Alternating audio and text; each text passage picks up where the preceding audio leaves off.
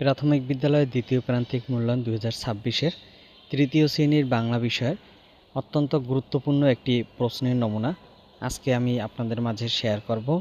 অনুগ্রহ করে সম্পূর্ণ ভিডিওটি দেখুন। এই ভিডিওটি মূলত প্রাথমিক বিদ্যালয়ের যারা অভিভাবক আছেন এবং যারা টিউটর শিক্ষক রয়েছেন তাদের জন্যই মূলত তৈরি করেছি। নাম্বার 1, কবি ও কবিতার নাম সহ আজিকার শিশু কবিতাটির প্রথম 8 লাইন লিখতে আসবে এবং এখানে নম্বর হচ্ছে 5। তারপরে 2 নম্বরে কিছু সংক্ষিপ্ত প্রশ্ন লিখতে আসবে। এখানে কিছু সংক্ষিপ্ত প্রশ্ন দেওয়া রয়েছে। ক নম্বরে আছে কী কারণে নদীর পানি দূষিত হয়। তারপরে আছে খ নম্বরে জল ভরা দিঘি ঝিকিমিকি করে কেন। গ নম্বরে অঙ্ক দৌড় খেলার নিয়ম কি। ঘ নম্বরে মসলিন কি।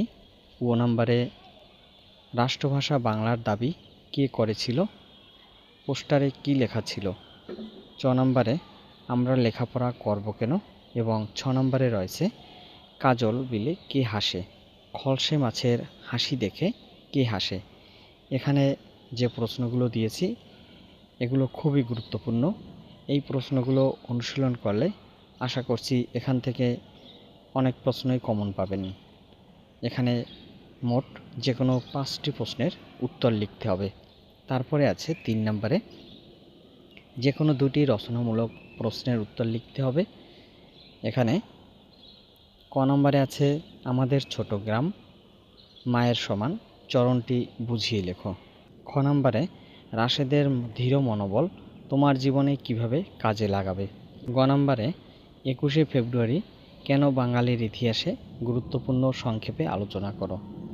তারপরে 4 নম্বরে থাকবে সঠিক শব্দ বসিয়ে শূন্যস্থান পূরণ করো। এখানে 4 নম্বরে এটির নাম্বার থাকবে 5। তারপরে যুক্তবর্ণ ভেঙে লেখা এবং প্রতিটি যুক্তবর্ণ দিয়ে শব্দ তৈরি করা। এখানেও নাম্বার হচ্ছে 5। তারপরে আছে 6 নম্বর। 6 নম্বরে লিখতে আসবে যে কোনো 5টি শব্দের অর্থ লিখো। এখানে আমি কিছু শব্দ অর্থ দিয়েছি। এই শব্দ অর্থগুলোর অর্থ লিখতে হবে এবং এখানে যে কোনো 5টি শব্দের অর্থ লিখলেই চলবে।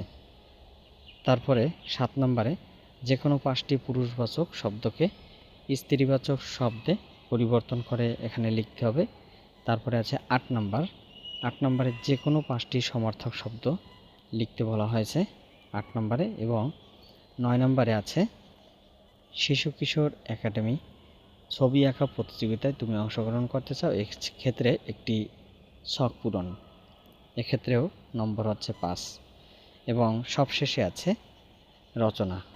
এখান থেকে যে কোনো একটি রচনা লিখতে হবে। নদীর দেশ, আমাদের উৎসব, বর্ষাকাল। আশা করছি এই 3টি রচনা পড়লেই অবশ্যই পরীক্ষায় এর মধ্য থেকে কমন থাকবে। যারা এতক্ষণ ভিডিওটি দেখছিলেন সকলকেই ধন্যবাদ এবং যারা আমাদের চ্যানেলে নতুন এই ভিডিওটি দেখছেন তাদেরকে চ্যানেলটি সাবস্ক্রাইব করার জন্য অনুরোধ করছি। ধন্যবাদ সকলকে।